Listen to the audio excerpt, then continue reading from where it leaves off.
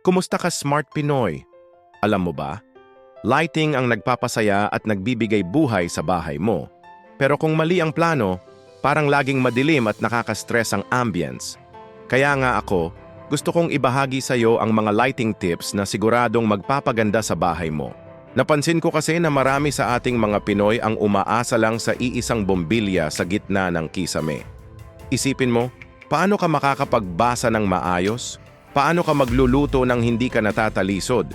At paano mo ma-e-enjoy ang bahay mo kung parang ospital naman ang dating ng ilaw? Kaya naman, mga ka-Smart Pinoy, narito ang mga lighting hacks na ginagamit ng mga interior designers para gawing mas functional at maganda ang bahay. Una sa lahat, kailangan mong maintindihan ang layered lighting. Para itong pagluluto, kailangan mo ng iba't ibang sangkap para lumasa. Sa lighting naman, kailangan mo ng tatlong klase. May ambient lighting para sa pangkalahatang liwanag, task lighting para sa mga specific na gawain tulad ng pagbabasa o pagluluto, at accent lighting para magmukhang mas social ang bahay mo. Importante rin ang tamang kulay ng ilaw. Para sa mga bedroom at living room, mas maganda ang warm light kasi nakaka-relax ito, parang sunset ika nga. Pero sa kitchen at study area, mas okay ang cool light para mas alert ka at focused. At alam mo ba, malaking tipid ang LED lights kumpara sa traditional na bombilya. Hindi lang mas mababa ang konsumo sa kuryente, mas matagal pa bago masira. Parang investment din yan sa bahay mo. Speaking of tipid, maximize mo rin ang natural light. Buksan mo ang mga bintana, maglagay ka ng mga salamin para mas kumalat ang liwanag. Hindi lang tipid sa kuryente, mas maganda pa sa mata at kalusugan.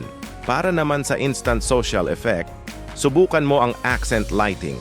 Pwede kang maglagay ng cove lighting sa ceiling, spotlights para i-highlight ang mga artwork mo, o kaya naman mga pendant lights sa dining area.